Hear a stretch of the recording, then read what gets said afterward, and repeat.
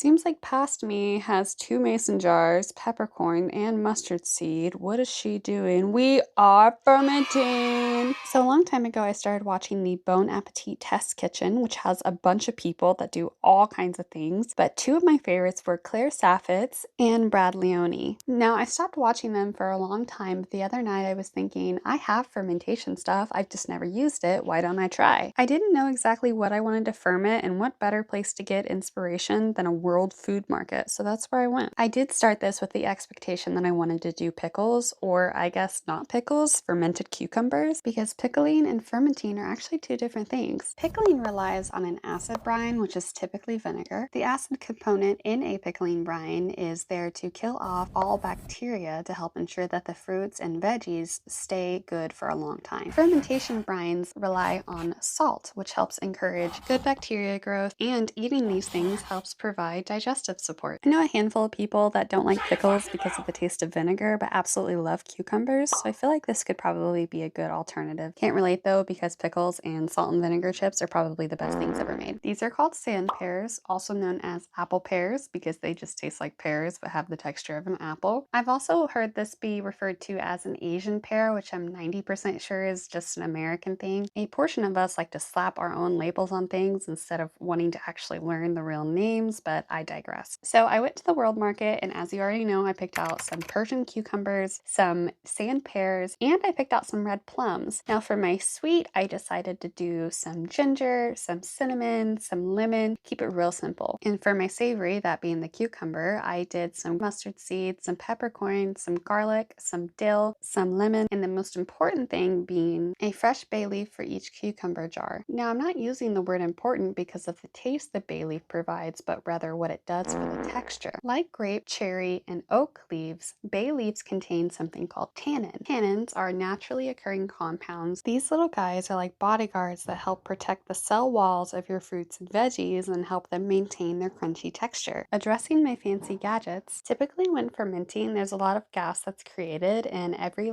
week or so you would have to burp the jars yourself, but luckily I have these burpers that will hopefully do it for me. I will check these in about a week, and hopefully I will have an update video. Thank you for watching, and happy fermenting.